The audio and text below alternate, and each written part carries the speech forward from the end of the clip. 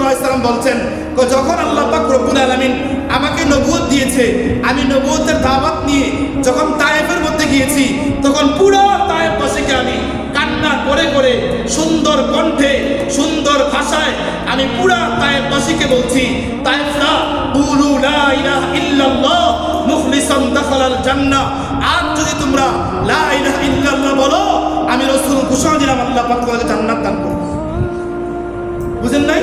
আর কিছু কথা বলছে না, এই কথাটাই বলছে, একটাই কথা বলছে, কুলু লা ইলাহা ইল্লাল্লাহ মুখলিসান দাখালাল জান্নাহ, বল লা ইলাহা ইল্লাল্লাহ জান্নাতে চলে যাবা। এই কথাটা বারবার বলছে। তায়েফের বুড়া বুড়া লোকগুলা ডাক দিয়া বলছে, এই যুবকরা কোথায়?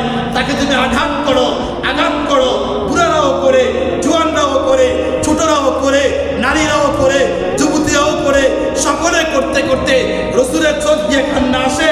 আল্লাহ বলেন, বন্ধু আপনি কান্না করিয়েন না, যত পয়গম্বর পাঠিয়েছি, যারা দ্বীনের দাওয়াত দিয়েছে, সকল পয়গম্বরের চেয়ে বেশি মর্যাদা আমি আল্লাহ আপনাকে দিয়েছি।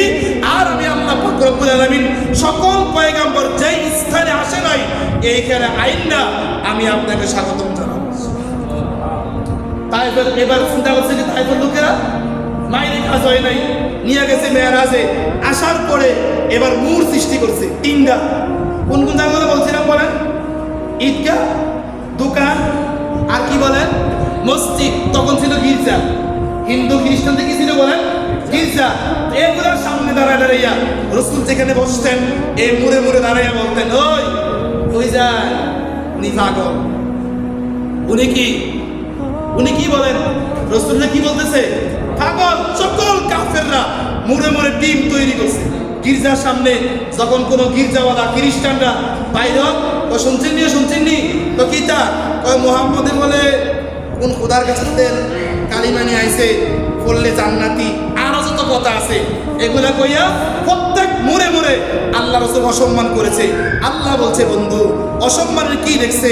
আমি আল্লাহ আপনাকে যে সম্মান দেব, পৃথিবীর কোনো মাখলুককে সেই সম্মান আমি আল্লাহ দেব না।